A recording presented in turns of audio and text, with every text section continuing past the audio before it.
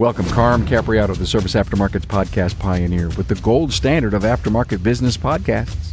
Join me for Aftermarket Insights as we advance the aftermarket. And as always, know that you'll learn just one thing. Find us on your favorite podcast listening app and remarkableresults.biz or on my YouTube channel. Hey everybody, it's Carm Capriato at Max again this year in 2025. Excited to be here. It's our second year in a row. If you do any kind of air conditioning work, you need to be here. This is the place to learn a ton of stuff, meet great vendors. The education here is just off the charts. What's MAX? You should actually belong to this association, the Mobile Air Climate Systems. And why do they say mobile? Because it's not commercial. It's not a part of a big building. If the vehicle's on the road and it gets around, it's mobile. That's why it's called MAX. Good to be here. Thank you so much to NASTAF for bringing us out this year, the National Automotive Service Task Force. You know, Donnie Cipher and his team, they look at the axis of the auto service information, service training, equipment, tools between the OEs and the independents. And also they manage the credentials for the vehicle's service professionals, the VSPs, as part of the credentials for the SDRM, the secure data release model. So thank you, Donnie and Max, for being here. I've got a great guest, a very interesting story. But first, here's a quick message from our great sponsors. Hey, I also want to thank Honeywell and Cora for having us here at the 45th Annual MAX Conference here in Orlando. Great people, and we appreciate them sponsoring us to be here. Hey, take your auto care center to the next level, the gold level, with the NAPA Auto Care Gold Certified Program. This program is for the best of the best who can provide a consistent consumer experience and earn the trust of returning and new customers. Talk to your NAPA sales representative about how you can become a gold certified shop. Hey, for over 30 years, NAPA Trax has made selecting the right shop management system easy by offering the best, most comprehensive SMS in the industry. We'll prove to you that Trax is the single best shop management system in the business. Find NAPA Trax on the web at napatracs.com. Also, thanks to AftermarketManagementNetwork.com for information that can help you move your business ahead, and for the free and informative LaborRateTracker.com. Welcome, Rob. How are you? I'm good. Thank you for letting me be Good. here. Rob Bollinger. Yep. ABC Radiator. Hang on, let me get this right. I got that. Thank you so much. Love hats. This will be a great hat for me, the ABC Radiator hat. A legacy company. Listen, you're going to hear a really unique story about a small family business, and I'm sure that many in the audience can relate to small family. And we have a lot of listeners that listen that are small family. Also, the top operators listen too. Part of this great story, and I've heard it before, Rob and I spoke before, we flipped the microphones on, that it was your grandfather who bought the business, and he invented something really cool, right? Yeah, the guy who before invented the overflow bottle, the Reservoir. Yeah, but that's a tease. It's a tease. We're going to talk more about that here in a minute. So you are, I think, third generation. I am, third generation. And here's the story, the uniquest story in the world. It's small business to the degree that how many who work in the business? Two. Just two. Right, yeah. You've got a radiator distribution wholesale business, and you're the person that people come to in Maryland and saying, uh-oh, I got a problem, help me. Mm-hmm. Well, I try to be.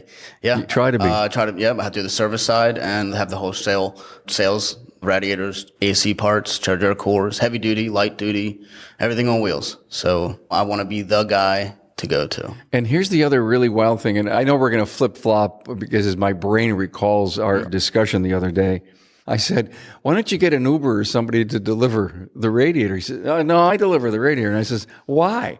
Your answer was incredible. I like having that personal touch. For the bigger guys, maybe it's good when you're just delivering parts, but when you're having a mechanic that I'm delivering a heavy-duty radiator to, and they have an issue with something, or they have a question about it, I'm there, I can unbox it, show them, tell them what they're going to be needing to do, or if they have a problem, they can ask. I take the phone call, I look the part up, I bring the radiator to you, me or my uncle. My uncle is with me, so I'm just all around from phone call to the delivery. Not only does the part get delivered, so does the experience and the knowledge. Sure. You find that people ask you a lot of questions on almost every delivery? I think they just like having the guy whose company it is. I mean, most people, you're just dropping the box off, looking for a signature, signing an iPad. It's just not ideal. You said signing an iPad. I mean, are you are you paperless? No, I'm not. Okay, all right. We can get into that. That's a whole nother thing. All right. No, but I'm Uber Eats or they're Uber. Okay, all right. They yeah. have, their phones. All you do is sign their phone. And All right, so you find that that's very cold and callous as far as, especially if it's the owner there who signed this document. And to be honest with you, I don't want to be touching anybody else's phones. I mean, everybody's holding on their phone all Think day about long. that. And you've got how many people are touching this person's phone. So I say, my name's Rob. Sign it, whatever you want, just ROB, and it's done. Okay, so when I do have to use those. I have a very interesting question. It's nothing to do with our episode. Okay. It has nothing to do with us being here. Can someone out there write to me, carm@remarkableresults.biz, and tell me that all the drivers of these delivery trucks that require us to finger point a initial or a signature on an iPad or a phone go back into the truck or the car and wipe it clean? Yeah. No way. No, they're grabbing another French fry and moving down the road. That's really good. Yeah, that's what they're doing. I love it. Okay, so let's jump into this forever job that you have in the family business. And again, you're a young man. I'm going to guess you're what, early 40s? 39. Wow. Thank you. I should work at a carnival maybe. So you're 39. It's a forever job. I mean, you as a kid probably were always hanging out at the shop. Yeah, my father had me in there at 13 Saturdays. If I had off school, I would usually probably go in. Any regrets? Regrets, it's a big word. Sure. Yeah, I don't think anybody can live without any regrets. Yeah, so, but I mean, there's certain things. You're always there, and did you, maybe you could have played ball with the guys at the school? Sure, or gone some sort of vacation that I didn't go on. Or, okay. I've seen a lot that a lot of kids probably didn't have to see because I'm in the inner city. I'm in downtown Baltimore. That comes with a lot of stuff. Yeah. But my dad did a good job, taking care of me and directing me and telling me what I'm seeing and all that kind of stuff. I had a certain way to act. Listen, I had the same thing. Our business was a block away from home, and I was always at the business. I don't have any regrets. I really don't. I learned a ton of stuff. I was active back in the day. No cell phones, no computers, 3 channels on the TV. What were you going to do but be outdoors and doing something? Yeah. Was I good in sports? No, because I never played it. Yeah, and I guess in that sense, no regrets. But I did like being there. And I knew from an early age I wanted to work for myself. As early as I'd say high school, at least when everybody was planning for their college or what they were going to be doing, I knew I was not a college guy. So I'm glad I don't regret that, not having that experience at all. Sure. I'm glad I got out there and immediately made money, or as much as my dad let me. Oh, that's another story for another time, another day. Yeah. You never get what you think you're worth. Yeah. Son, someday this is all going to be yours. Right. Yeah, there's a carrot you're following. I know. Yeah, so I don't regret that at all. I did like being there. Yeah, a forever job. So let's jump in really quick about the coolant reservoir bottle. I love this story because everybody in the world can relate to this. Absolutely, yeah. Actually, what he really invented, on the radiator cap, you have 2 gaskets. He put that extra seal in there to make the system now vacuum pressured. So when you go low on your coolant, it's being sucked out of a bottle. I actually did bring a picture that we have of the actual tank. No. Yeah, the actual patent Is it on your phone? It is. So I'll send that to you. Send that to me so that you all know in the show notes on the website or wherever you can get, you can click on the actual episode on our website. We'll put the picture up there. That's great.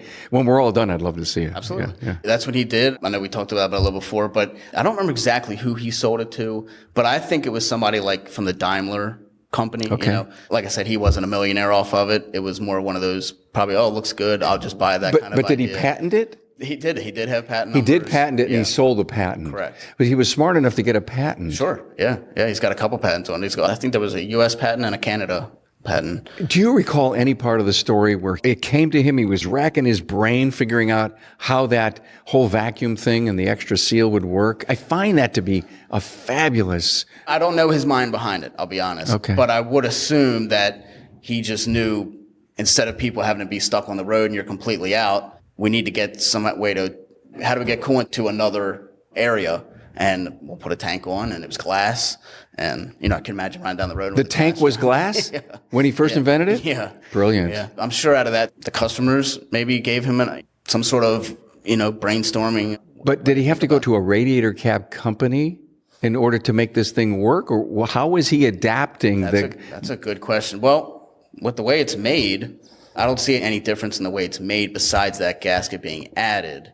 Even radiators that on heavy duty that aren't pressurized, or your like farm tractors that when they're not pressurized, they're missing that gasket. Still looks like the exact same radiator cap. I see. But just doesn't have that. Got so it. It doesn't create that vacuum in the system. So gasket and container. Correct. And the concept was let's keep the container full. Correct. Yeah. Or at least halfway up. Mm-hmm. Yeah. I mean, pretty interesting though. Yeah. Wow. What legacy. Mm-hmm.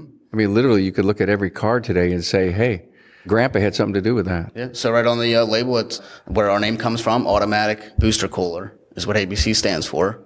Oh. My favorite though is always bring cash. So that's my preferred. But not too many people carry it these days. But if they can, yeah. I bought a cup of coffee on our way here. I knew, but I just wanted to break a 20 because I put 20s in my wallet, and I wanted to break a 20. And the lady said, for $3.84 some cents, she goes, we only take card. No kidding. Yeah, I mean, the younger generations don't know cash. Yeah.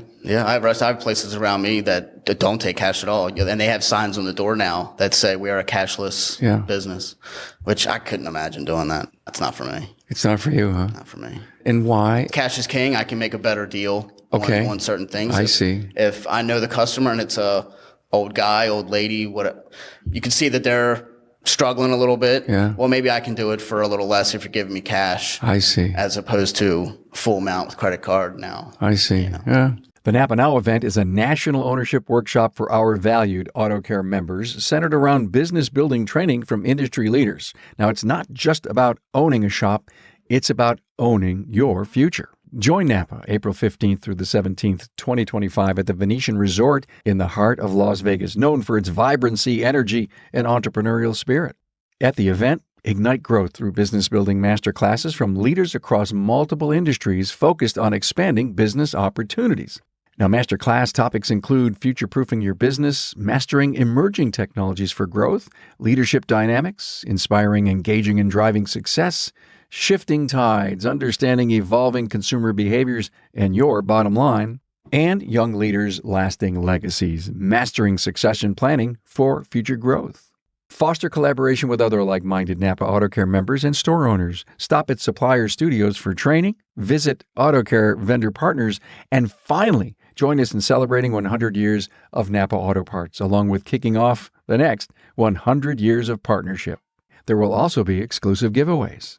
There are many incentive opportunities to offset the cost of this trip, including AutoCare program earnbacks, and beginning in October, earn up to $1,500 with pre-show supplier training to prepare for the supplier studio training sessions.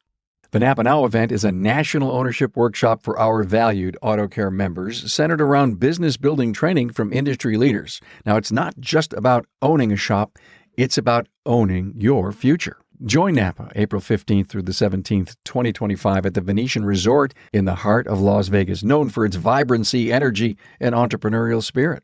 Get ready to grow, connect, and celebrate. This is an exclusive event limited to the first 2,000 AutoCare members. Packages are going fast. If you're interested in attending, contact your servicing NAPA store or NAPA salesperson.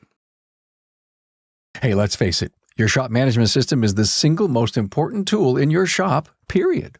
NAPA Trax has made selecting the right shop management system easy by offering the industry's best, most comprehensive SMS. Now, it all starts when a local representative meets with you to learn about your business and how you need to run it. After all, it's your shop, so it's your choice, and having local representation is a huge plus. Customizing Trax to your business, whether you're a one-person shop or a large multi-bay or multi-location company, a representative consults with you to help optimize your shop's workflow, efficiency, and profitability.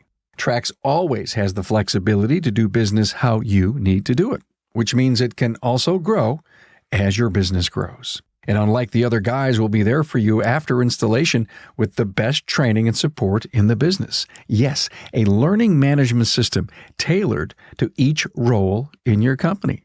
Simply put, Trax was designed and built for shop owners just like you. Visit us on the web at NAPA Trax, that's NAPATRACS.com. Hey, ever wonder how your labor rate compares to your market and state? You now have a site where you can confidentially upload your rate and see other labor rates published in your market. LaborRateTracker.com is an important site to know about. Currently, the database has over 1,000 shops participating and growing every day. But there's more to setting your rates than finding out what others charge. You should look at the labor rates in your state and town to gain a complete picture of the labor rate landscape. Hey, it's easy. Get market intelligence like never before at LaborRateTracker.com.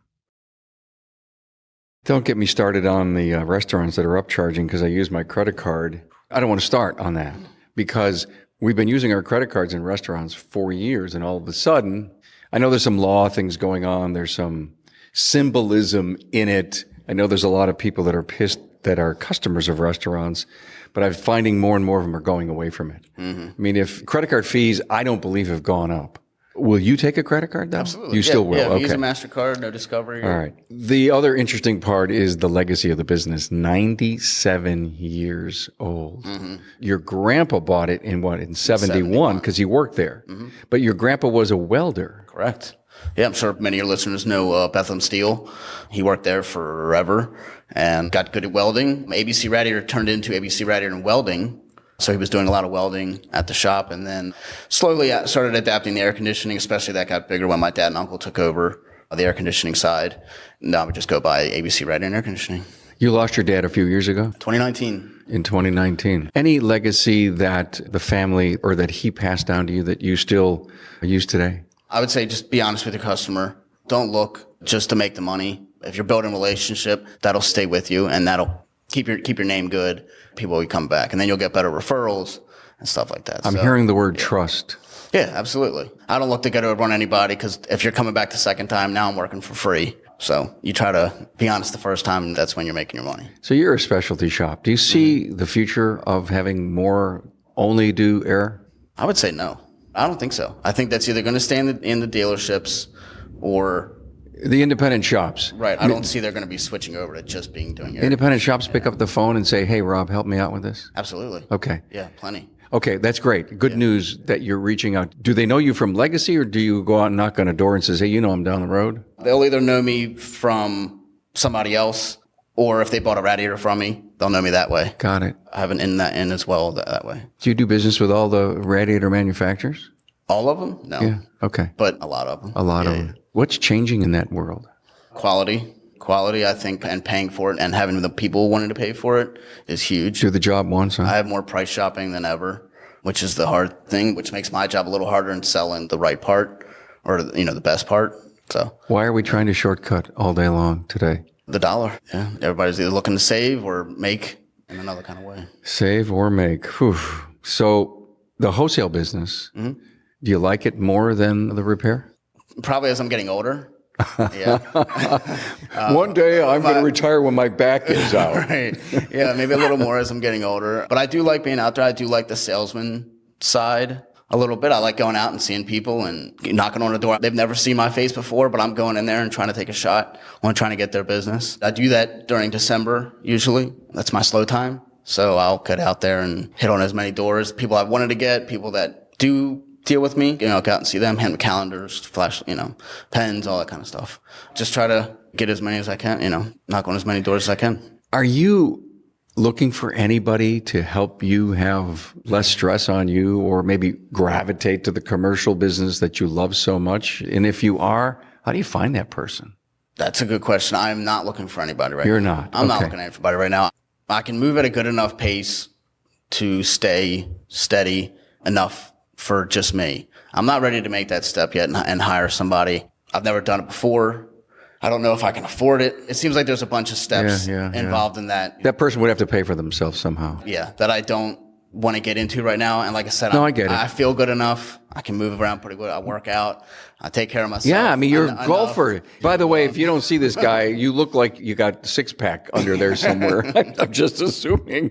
I do all right. You're in really good shape. I said, when he came in the studio here, I said, so how long you been here? And he goes, since Tuesday.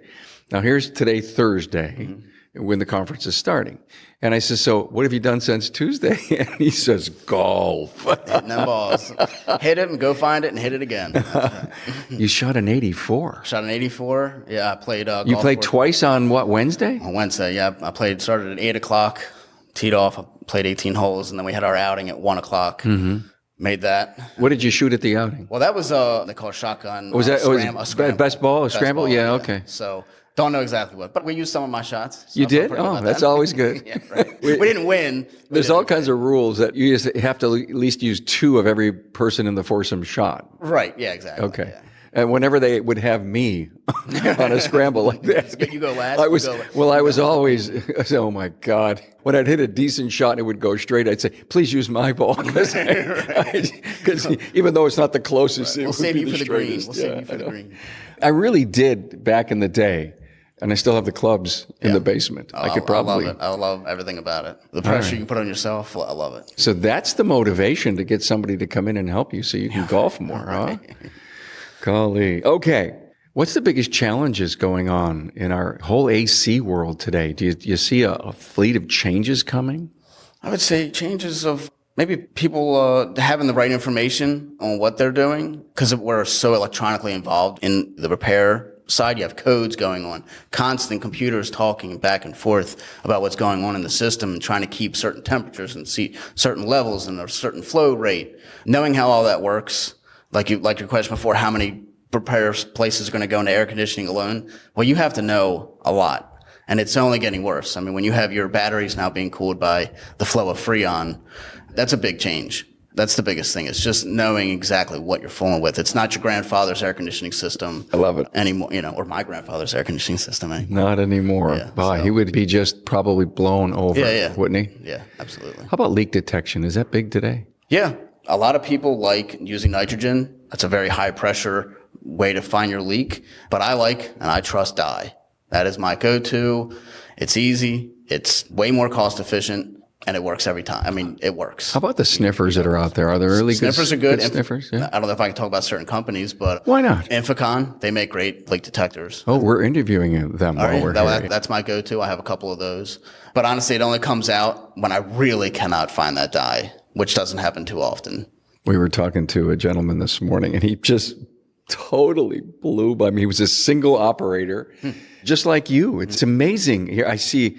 I don't know if it's a trend or if it's, you can't work for anyone else, so you work for you. And he's bending my mind on sniffers. Remember that, Trace? Huh. Unbelievable. Yeah. Okay. Do you have to do this for the rest of your life or not? No. You got plans? Do I have plans? Well, I have my uncle with me. So that is my biggest plan right now. So you're going to have the uncle take over for you, huh? Right.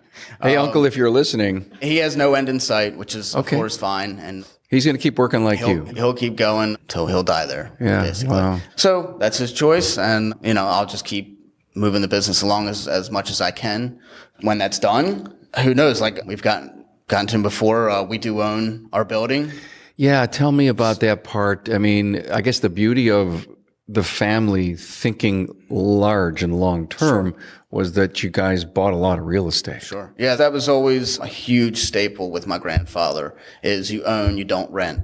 Right. And if you want it, you save up for it and then you buy it. If you really want it that bad, you'll save up for it and you'll buy it. There was no bank loans. There was no big credit card, nothing like that. So, and we own the business. We have the warehouse next door, stocked with all our parts. We own that as well. So when all this comes to, when I'm all by myself, I'll have a big decision to make on whether I want to try to do as much as I can, or if I want to just not leave this world completely, not leave this industry completely, but I honestly look into maybe the rental side of, leasing the building, bringing somebody in if they wanted to use the space I have. That's something I've thought about long term. A succession idea where you don't necessarily, you can maybe sell the business to somebody. Sure. And I don't know if anybody's going to want it. Yeah. But if not, then, the property's there and it's. Well, you're a young man to even have to think about that decision. Right. I get all that. And when I think about family businesses, I think about the support of the spouse. And in your particular case, your wife, she's there for you, huh? Absolutely. Yeah. My wife, she's a school teacher, so she does have a job. It's not like she's just. Yeah, I hear you. It's an important job. Yeah. I mean, because she doesn't get a lot of days off, does she? That's true. I mean, she does get a lot of days off, but she can't take a day off to help you. Right. Exactly. But she does have no problem with me coming to places like this for the max training.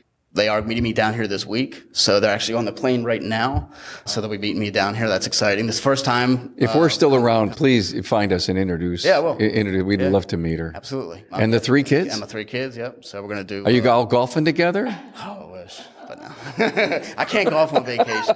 She has, we have rules. We have boundaries. But she's a huge support with me with, letting me do certain things. I was able to go to Apex this past November. Yeah. So I had 2 nights where I was able to do that. Nice. But it's all for a good cause. And you're continuing to train. So give me an idea of what classes. I mean, the laundry list of classes here is really off the charts. Yeah. What are you going to pick up on? Well, I think what's fascinating, what's good right now is the stuff on the new Freons coming out. Yeah. The R444, seeing where that's going to come into play here and really change the game. Because 1234, it just seems like it kind of came and went. Yeah. It's still here, obviously, but blinking, it's gone. If we're already switching into something else, so it's just more cost effective. It's supposed to get colder faster. New and improved, sure. That's all good as long as everybody can, like I said, know what we're doing and putting the right stuff and not contaminating our systems. Will you look at all the vendors and all the new equipment that's out? Oh, absolutely. Yeah, I want to go see Rob. Are you like a kid in a candy store? Oh, it's like almost going to Home Depot sometimes. You can't be just 5 minutes. There's no in and out.